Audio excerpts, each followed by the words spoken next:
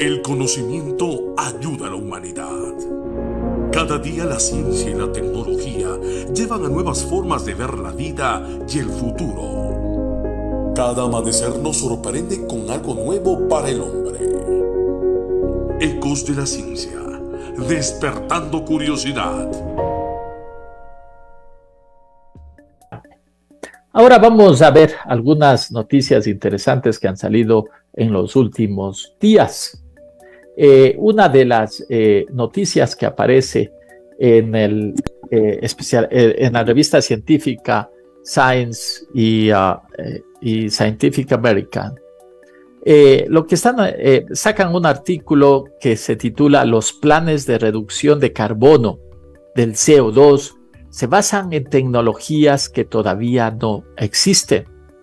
El autor de este artículo dice: en lugar de aumentar la energía renovable, los investigadores promuevan más y más ideas que no han sido probadas totalmente.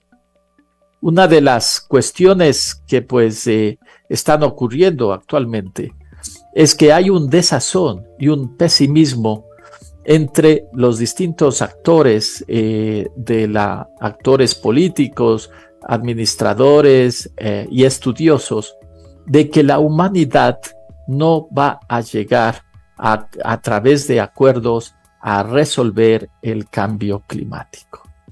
En realidad, estamos haciendo muy poco para que eso ocurra, y más bien las tendencias son que van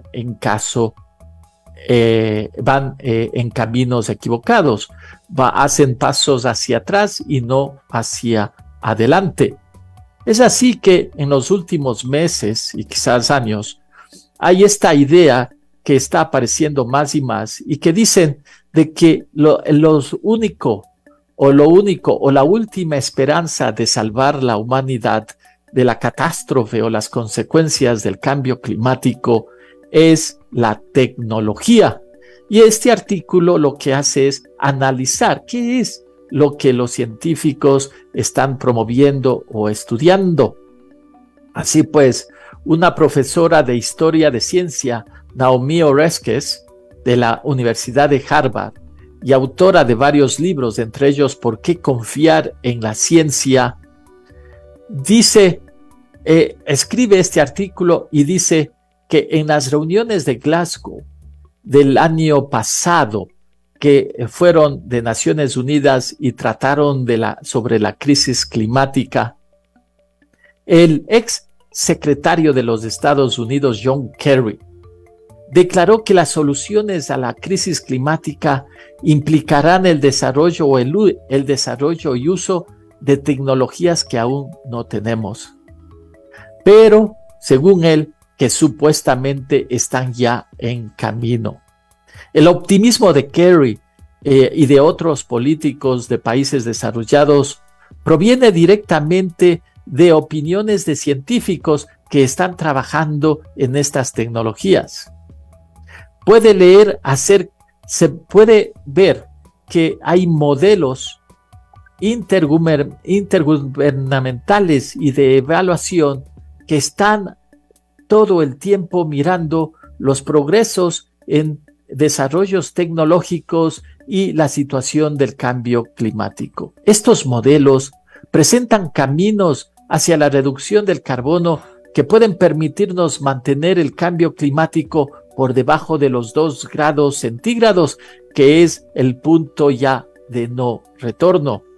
Recuerden que ahora mismo, de acuerdo a los cálculos, estamos ya 1.2, 1.3 grados centígrados por encima de la temperatura que teníamos hace más de un siglo. Entonces, nos estamos acercando muy peligrosamente y de manera muy rápida al punto de no retorno.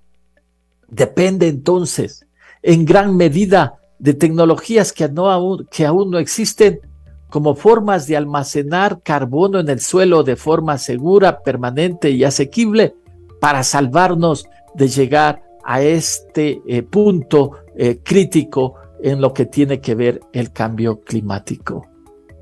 La ciencia se ha considerado por mucho tiempo como nuestro modelo de racionalidad. Los científicos acusan con frecuencia a quienes rechazan sus hallazgos a ser irracionales. Sin embargo, depender de tecnologías que aún no existen también es irracional. Una especie de pensamiento mágico. Esa es una etapa de desarrollo que se espera que los niños superen, pero ahora resulta como que los adultos estamos también hablando de lo mismo. Imagínense, les doy un ejemplo. Si dijéramos que planteo construir una casa con materiales que aún no se han inventado, o construir una civilización en Marte sin primero averiguar cómo llevar allí a un solo ser humano, probablemente me podrían considerar irracional, tal vez delirante.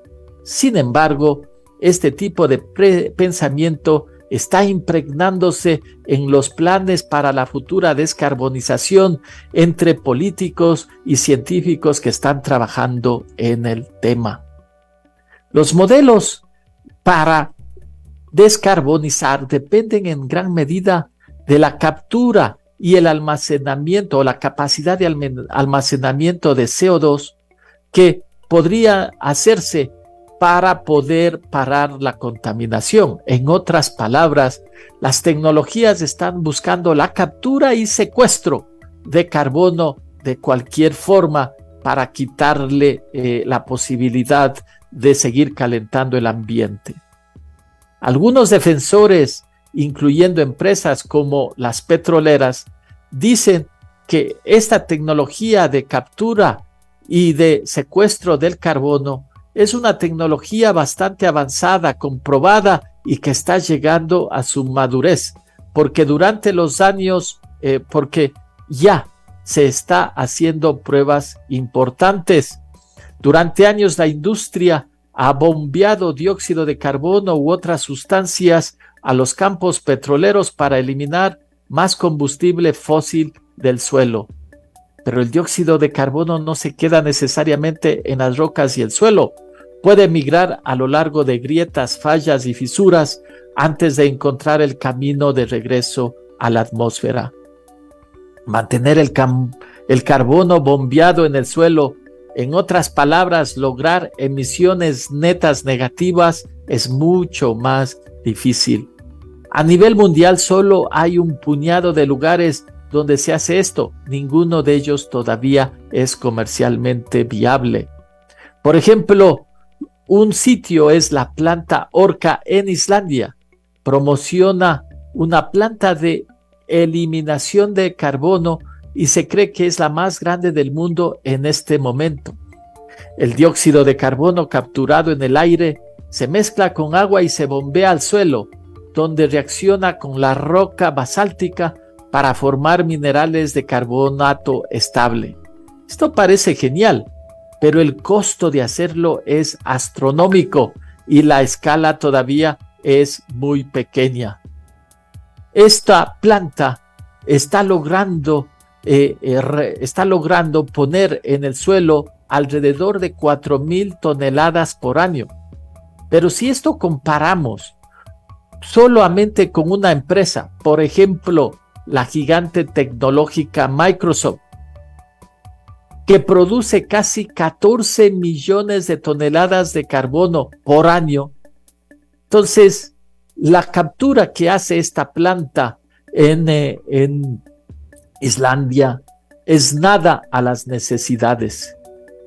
Así pues, en otras partes, por ejemplo en Estados Unidos, en Illinois, se ha estado también buscando hacer lo mismo para guardar el carbono, el CO2, dentro de la tierra. Sin embargo, esto no está trayendo o produciendo los resultados que se esperan.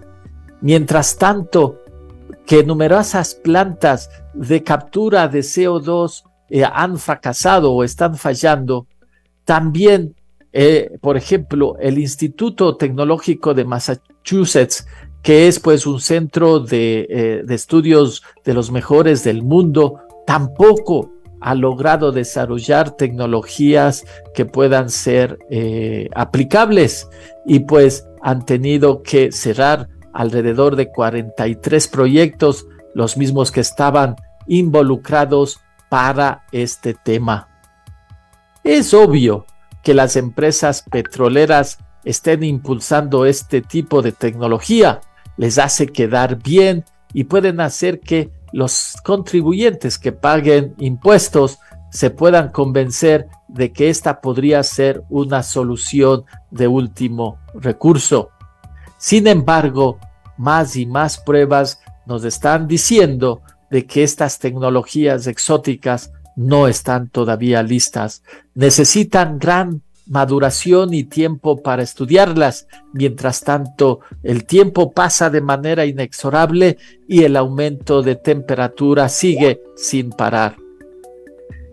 Por eso es que, pues, lo que dice la autora de este artículo es que, por otro lado, mientras se está gastando más de 10,000 millones de dólares en esfuerzos para desarrollar tecnologías de captura de carbono, la ley o el dinero que se gasta para aumentar energía renovable como de viento, de agua, geotérmica y solar, gasta menos del 10%, o el 1/10 de lo que se está gastando en estas tecnologías exóticas. Ampliar la energía solar y eólica costará dinero y deberá contar con el apoyo de políticas públicas eficaces. Pero la pregunta que nos hacemos es, ¿por qué no podemos aumentar y expandir estos programas? Una de las razones son las continuas actividades obstructivas de la industria de los combustibles fósiles, básicamente las empresas petroleras y de distribución de gasolina. Pero entonces, ¿por qué los científicos aceptan este movimiento o estos procesos de conjeturas en las que no estamos avanzando a la suficiente velocidad? La autora conjetura y argumenta que los científicos están frustrados por la incapacidad de los funcionarios electos, de los políticos, de los investigadores que piensan que sortear los obstáculos tecnológicos será la solución menos difícil para atacar y parar el cambio climático. Puede ser que tengan razón, pero al menos hasta ahora no sabemos si van a llegar a tiempo.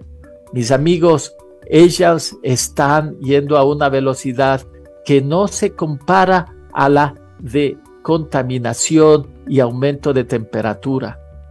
Los últimos estudios de cambio climático han indicado que el cambio o el aumento de temperatura no es que ha disminuido, se ha acelerado en los últimos años.